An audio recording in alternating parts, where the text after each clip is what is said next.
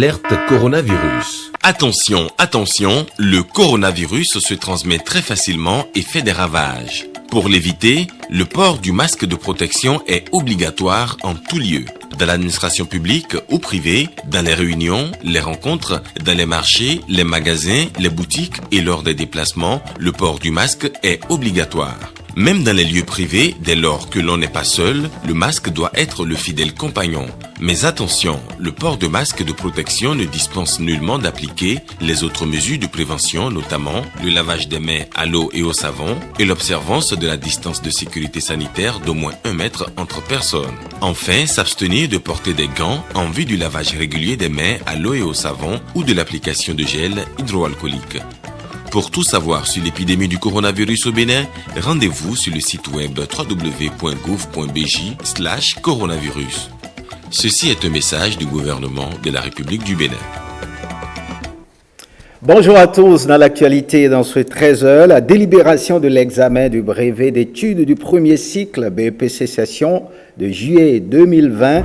Le taux de réussite est de 51,19% contre 56,72% l'année dernière. Suivez le directeur des examens et concours au micro de Marcel Arossi. Taux de réussite national, 51,19%. Dans l'ordre, viennent les départements ainsi qu'il suit. Département premier, Mono, 64,12%. Deuxième, département du Koufo, 61,67%. Troisième, département du Littoral, 58,48%. Quatrième, département du Zou, 59,93%. Cinquième, département de l'Atlantique, 54,08%. Sixième, département des Collines, 53,05%. Septième, département de la Donga, 49,24%. Huitième, département de l'Atakura, 46,13%. Neuvième, département du Borgou, 45,37%. Dixième, département de l'Ouémé, 43,02%.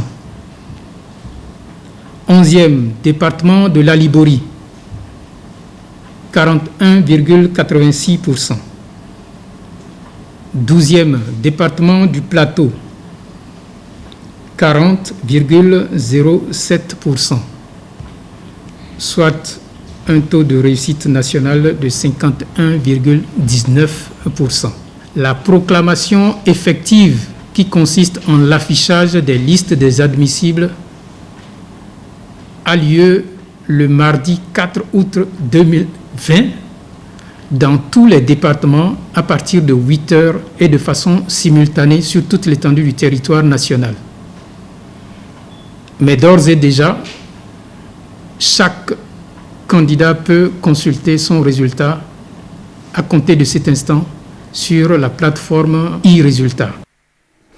On prend la direction de Ouida, le port portugais de Ouida Cabrit. Le musée de l'histoire de la ville est en travaux. Il est fermé donc au public de ce fait, mais une partie de sa collection a été transférée à la Maison du Brésil où elle alimente une exposition temporaire intitulée Si Ouida était compté, Nekanokovi, Bénédicte Kosso.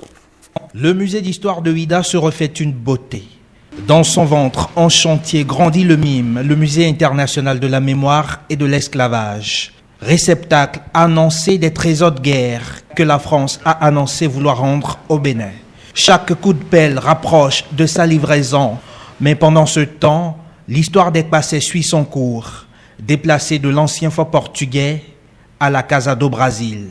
Donc si Ouida m'était compté, c'est une exposition temporaire qui a été installée ici, dans cette maison du Brésil réhabilitée.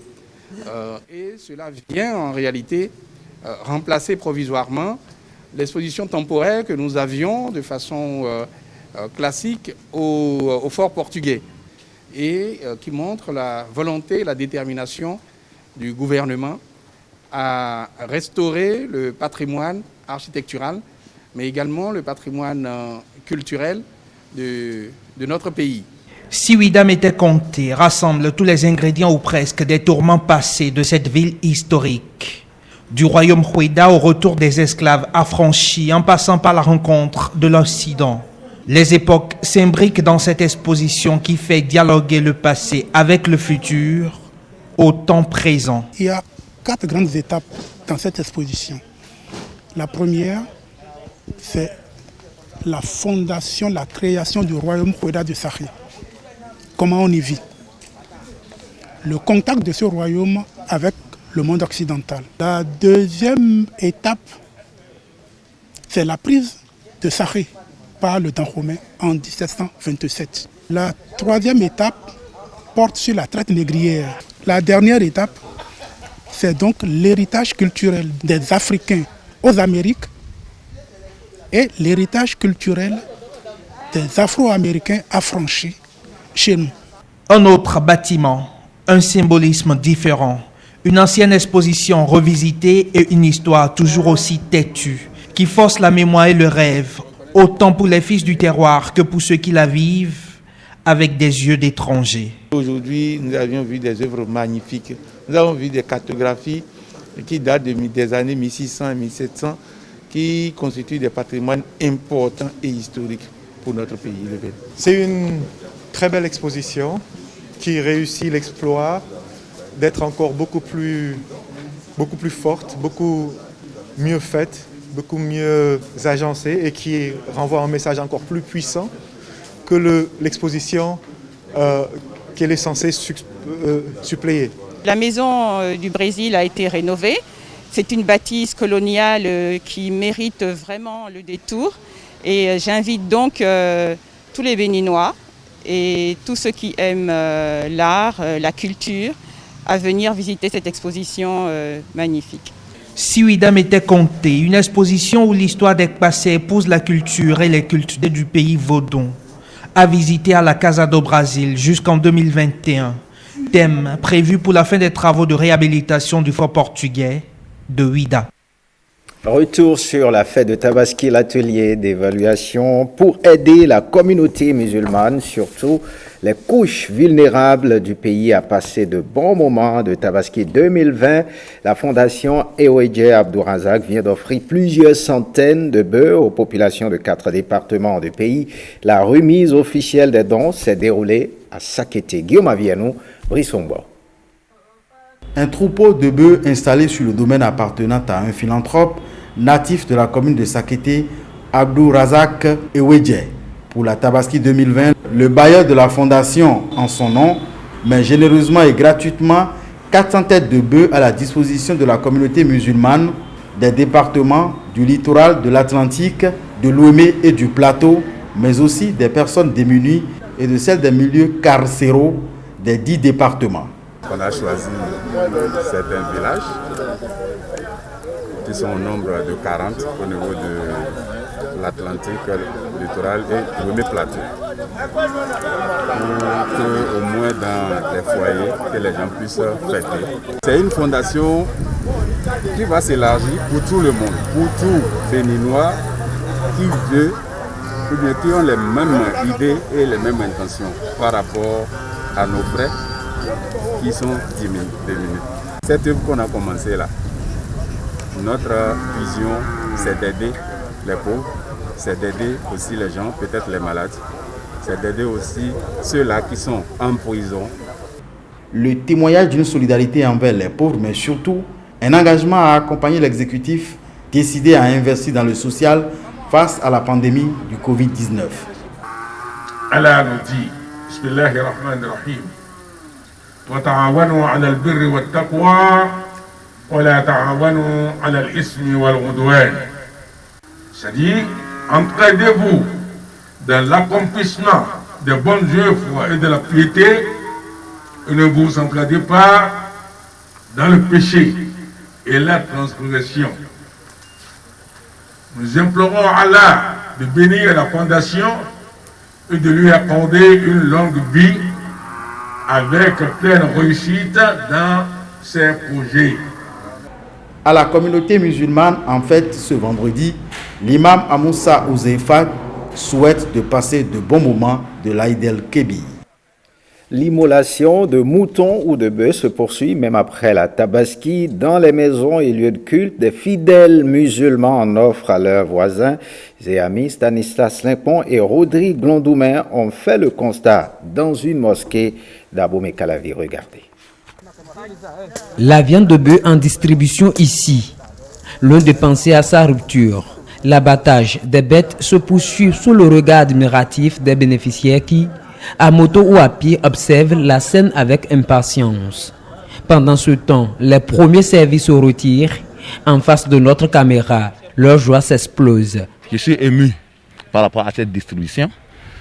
Par cette part, mon entourage aussi sera content après la distribution. Ils seront contents parce qu'il y a d'autres démunis qui n'ont pas eu la chance d'immoler dans leurs familles différentes et que moi j'ai reçu ceci.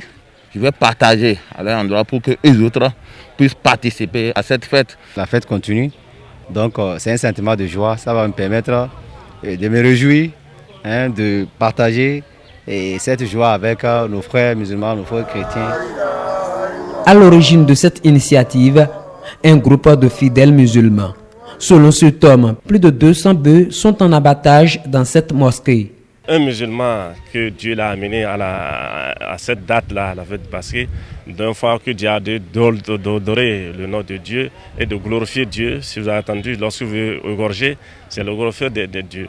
Donc un musulman doit être fier. Donc premièrement, Dieu l'a donné une santé d'être ici. Deuxièmement, il a pu ici pour aider ses frères. L'homme poursuit. La tabaski est aussi un moment de faire de l'aumône. Et avec fierté, il sacrifie à cette tradition. À Lokossa, les musulmans ont convergé vers la mosquée centrale de la ville pour la prière de l'Aïd el-Kébir, conformément aux recommandations du gouvernement, une prière qui s'est déroulée dans l'observance des gestes barrières. Regardez. 2 minutes ont suffi pour célébrer le 60e anniversaire de l'indépendance du Bénin dans le Koufo. Une cérémonie sobre qui s'est traduite par le dépôt de gerbes.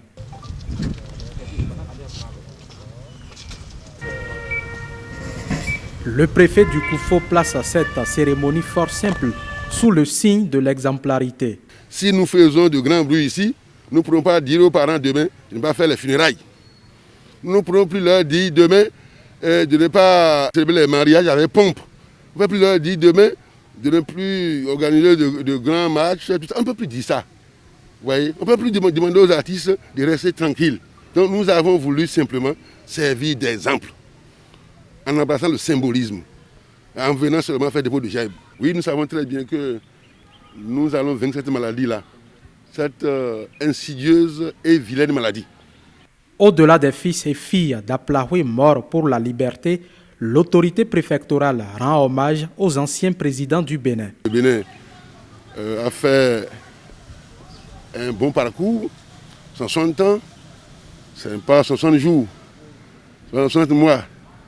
Le Bénin a eu des hauts et des bas. Nous félicitons tous les présidents qui sont succédés. Nous adressons nos admirations au chef de l'État, président Patrice Talon, pour les prouesses enclenchées depuis 2016. Tout le monde sait. Tout le monde sait. Il ne fait que répéter les autres. Vous avez vu moi aussi. Nos admirations à l'endroit des autres anciens présidents. Depuis Manga jusqu'au président Yahi Boni, en passant par les autres, Apiti, Kongaku, Desouza, Ale, Justin Romandegwe, ils sont nombreux. Nous qui sommes aujourd'hui leurs enfants, nous prenons l'engagement de poursuivre donc la lutte pour le développement. Les populations du Koufo et celles du Bénin en général sont exhortées au respect des gestes barrières contre le coronavirus. Vous l'aurez rectifié, c'est plutôt la célébration de la fête de l'indépendance dans le département du Koufo. En renouant avec la fête de la Tabaski à Parakou, la communauté musulmane a commémoré aussi l'Aïd el-Kébir dans un contexte particulier marqué par la pandémie de Covid-19. Doc Astito.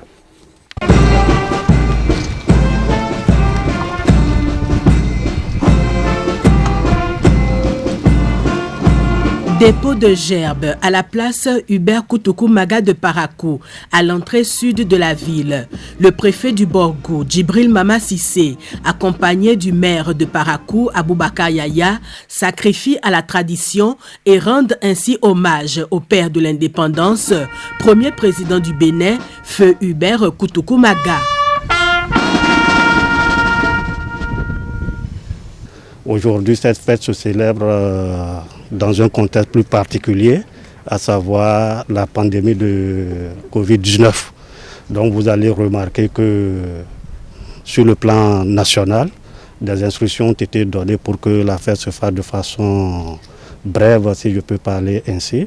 Donc avec la tutelle, le préfet, nous venons de faire le dépôt de gerbes à la place Hubert Manga, à l'entrée de Parakou. Présentement, nous sommes au mausolée du père de l'indépendance, le premier président, le président Hubert Koutoukou Manga. Un deuxième hommage symbolique au mausolée du père de l'indépendance au quartier Pébier qui marque le 60e anniversaire de l'accession du Bénin à la souveraineté nationale et internationale. Je le mets sous le signe de l'espoir. Espoir parce que vous n'êtes pas sans savoir que le Bénin, depuis quelques années, que le président Patrice Talon a pris les rênes donc, et préside à la destinée de notre pays, a fait d'énormes performances dans différents secteurs. Je ne vous l'apprends pas, déjà dans la sous-région et même à l'international, vous devez avoir appris que plusieurs indicateurs sont plutôt reluisants. Donc cela nous amène à nourrir l'espoir et à croire véritablement donc à la réalisation de cette vision du chef de l'État de hisser notre pays au rang des grandes nations de notre continent.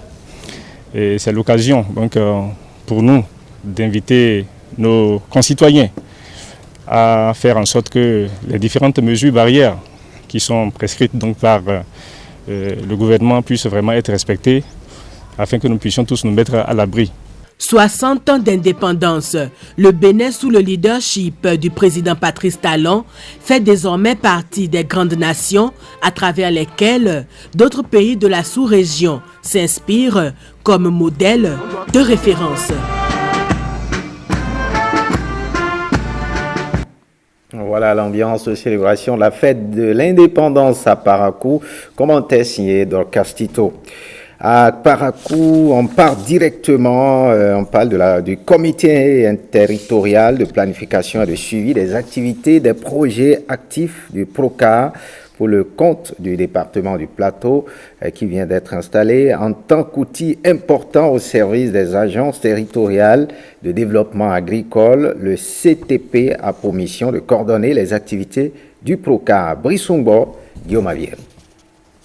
Des animateurs des 4 projets actifs du PROCAR, le programme cadre d'intervention du FIDA en milieu rural à Kétou pour l'installation officielle du CTP, le comité territorial de planification et de suivi des activités des 10 projets au niveau du pôle agricole numéro 6 du pays, le département du Plateau.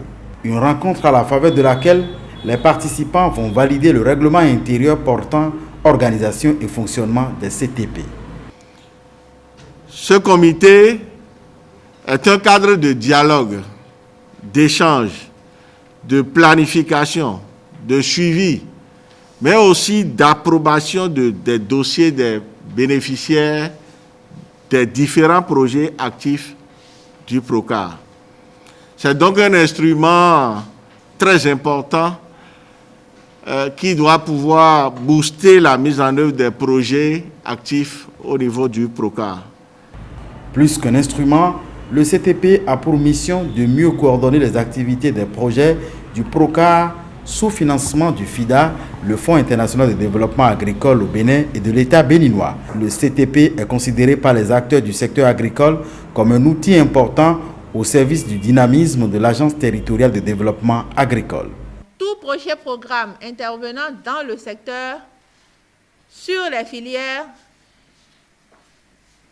devrait normalement travailler avec les agences pour que les actions soient coordonnées, puisque les agences ont pour mission capitale de promouvoir les filières au niveau des pôles et de coordonner toutes les interventions de promotion des filières dans le pôle. Cette cérémonie officielle d'installation des membres du CTP du PDA 6 donne le top d'un nouveau challenge pour le développement agricole dans le pôle 6. Le CTP devrait permettre aux acteurs vulnérables des différents maillons des filières maraîchage, riz, maïs et manioc de bénéficier d'appuis et d'accompagnement performants et adéquats pour sauter les goulots d'étranglement dans le cadre du développement des partenariats productifs inclusifs pour l'amélioration de la transformation et de la commercialisation afin de faciliter l'accès au financement adapté, la création de relations d'affaires en agrobusiness rentables, bénéfiques et gagnant-gagnant pour tous les acteurs, estiment les autorités au plus haut niveau du département du Plateau. Alerte coronavirus. Attention, attention, le coronavirus se transmet très facilement et fait des ravages. Pour l'éviter, le port du masque de protection est obligatoire en tout lieu. Dans l'administration publique ou privée, dans les réunions, les rencontres, dans les marchés, les magasins, les boutiques et lors des déplacements, le port du masque est obligatoire. Même dans les lieux privés, dès lors que l'on n'est pas seul, le masque doit être le fidèle compagnon. Mais attention, le port de masque de protection ne dispense nullement d'appliquer les autres mesures de prévention, notamment le lavage des mains à l'eau et au savon et l'observance de la distance de sécurité sanitaire d'au moins 1 mètre entre personnes. Enfin, s'abstenir de porter des gants en vue du lavage régulier des mains à l'eau et au savon ou de l'application de gel hydroalcoolique. Pour tout savoir sur l'épidémie du coronavirus au Bénin, rendez-vous sur le site web www.gouv.bj/coronavirus. Ceci est un message du gouvernement de la République du Bénin. Faites ce journal. Merci de l'avoir suivi. Retrouvez cette édition sur notre plateforme www.ortb.bj. Bonne suite des programmes sur l'ORTB.